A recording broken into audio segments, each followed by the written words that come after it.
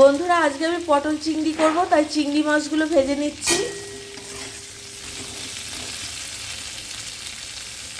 পটলগুলো দেখো এইভাবে খোসা আঁচড়ে নিয়ে এইভাবে কেটেছি, পুরো খোসাটা ফেলিনি। পুরো খোসা ফেলে দিলে না নরম হয়ে যায়, একদম খেতে ভালো লাগে না। আলুগুলো এইভাবে ডুবো ডুবো করে কেটে নিয়েছি, তবে আজকে আমি একটু আলাদাভাবে করছি, আলুগুলো খোসা সমেত করব। পটল একটু হালকা ভেজে তুলে নেব। পটলগুলো তুলে নেব। এখানে জিরে, তেজপাতা, শুকনো লঙ্কা ফোড়ন দিচ্ছি। আলুগুলো দিয়ে দিচ্ছি। এই আলুগুলো যে গোল আলু, নতুন গোল আলু, একটু লাল লাল, খোসাটা একটু লালচে লালচে রঙের, সেই আলু।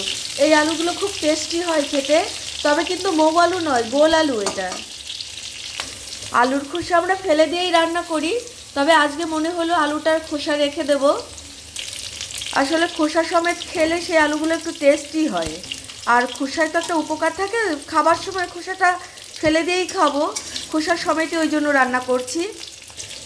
এখনও কোনো আলুর গায়ে রং পড়েনি, আলুর গায়ে রং এসে গেলে তখন তো খোসা ফেলতেই হবে। 1 চামচ আদা বাটা দিচ্ছি। এখানে কাঁচা লঙ্কাও আছে একটু বাটা। পটলগুলো দিয়ে দিচ্ছি, ভাজা পটল। পরিমাণ মতো হলুদ দিচ্ছি, এবার নুন দেবো, স্বাদ মতো নুন দেবে। 5টা কাঁচা লঙ্কা দিচ্ছি। 1 চামচ জিরে গুঁড়ো দিচ্ছি।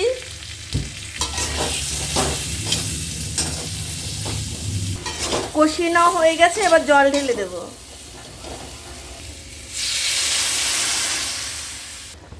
ঝোল উতরে গেছে, এবার চিংড়ি মাছগুলো দিয়ে দিচ্ছি।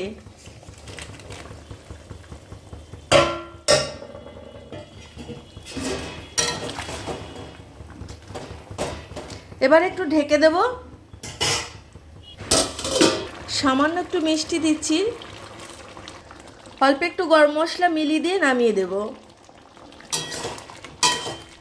দেখো হয়ে গেছে। আমি একটু ঝোল ঝোল রেখেছি, মানে একদম গামাখা করিনি। যদি ছোট চিংড়ি হতো একটু রাখতাম, কিন্তু মেয়ে আবার একটু ঝোল পছন্দ করে, তবে খুব ঝোল না, একটু হালকা ঝোল রেখেছি।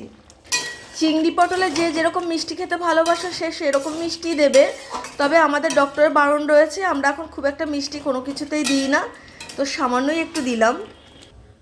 পটল চিংড়ি হয়ে গেছে রান্না। দেখতে কেমন হয়েছে বলো। আর আমার প্রোগ্রাম যদি তোমাদের ভালো লেগে থাকে তাহলে লাইক করো, কমেন্টস করো আর শেয়ার করো। আর আমার যে কোনো প্রোগ্রাম যারা শেয়ার করবে তারা তো ভালোবাসা পাবেই, আর ভালো লেগে থাকলে শেয়ার করে দিও। ভালো থেকো, ধন্যবাদ। আর একটা করে ফুলের ভালোবাসা পাবে যারা শেয়ার করবে।